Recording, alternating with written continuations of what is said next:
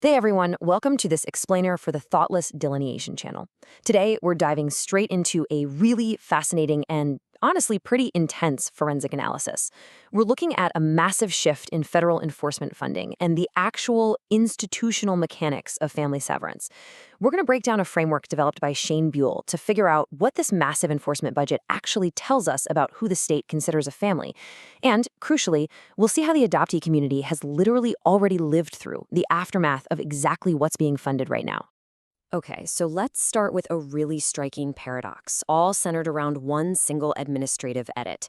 If you look at the older Parental Interest Directive, agents were explicitly told to handle immigrant parents in a humane way.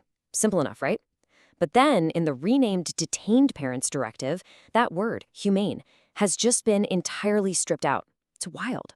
One single word deleted, but that tiny edit shifts the entire institutional architecture. And the timing here is absolutely key. Right after that edit, the machinery of removal was authorized with a staggering $241 billion in combined federal funding. Just let that number sink in. That includes a recent $71.7 billion reconciliation package piled on top of previous allocations. So, as we're about to unpack, this isn't just standard immigration policy. It's a heavily funded structural commitment to family severance on an absolutely unprecedented scale. So let's break this down into 3 beats, starting with beat 1, the data gap.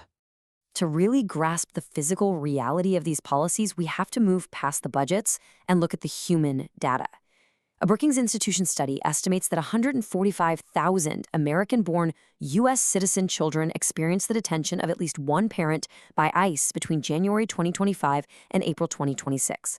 145,000. And over 22,000 of those kids saw the detention of literally every adult in their household. But here's where the system completely breaks down. The state is gathering almost zero data on what actually happens to these children afterward. There's no systematic tracking of whether they go into foster care, end up with relatives, or just completely vanish into this massive data gap. And when you look at the funding disparity, it's pretty glaring.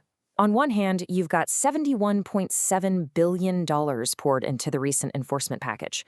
On the other hand, there's a $108.5 million child exploitation amendment.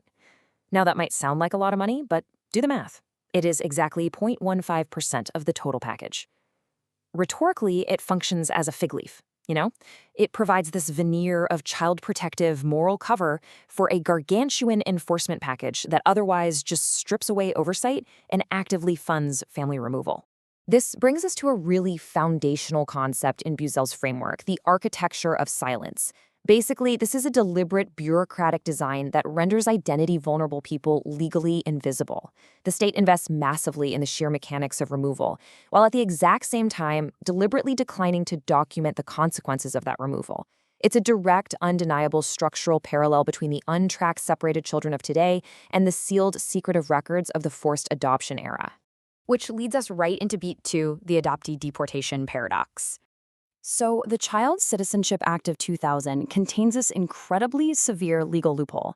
Because of this totally arbitrary date cutoff, it inadvertently created an entire class of inter-country adoptees who were legally brought to the U.S., promised citizenship, and then just excluded from it.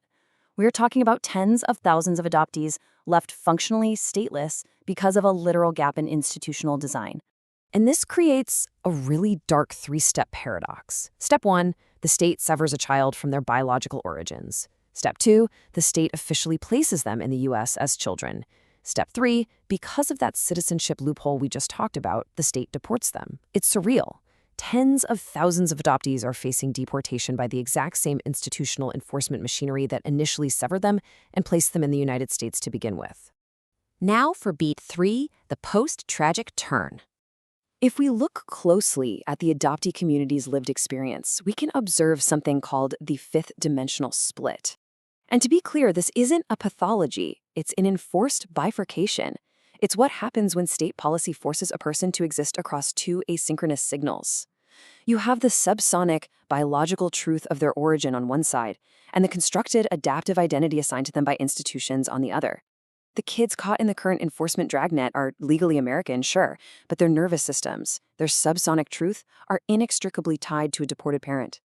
And that tension inevitably triggers what the framework calls the identity gravity well.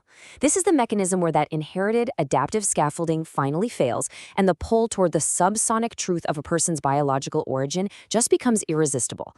We are literally projecting a mass event here. In a generation, those 145,000 separated children are going to experience this gravity well. They're going to ask very hard questions about their origins and their severance, and right now, the federal government has absolutely no data to answer them. And how do we know this for sure? Because the adoptee community has already lived it. The arc is incredibly predictable. It moves from severance on day one, through decades of total silence, into a late life awakening, and then finally an institutional apology. Australia actually went through this exact trajectory, and it resulted in a 40-year delay before their national apology for forced adoptions. The United States is literally funding this exact same timeline today. So the post-tragic position here is to aggressively document this harm right now. The big question is the warning legible before the funding runs out? We really want to challenge you to recognize this systemic harm today, while that $241 billion is actively being spent, rather than just waiting a few decades to attend yet another national apology ceremony for a whole new generation of severed families. To explore this complete framework and really dive deeper into this incredible reporting, you've got to read the full essay by Shane Bull over at thoughtlessdel.substack.com. Because if we don't recognize this architecture of silence today, we are quite literally already funding the apologies of tomorrow. Thanks so much for joining this explainer, and we will catch you next time.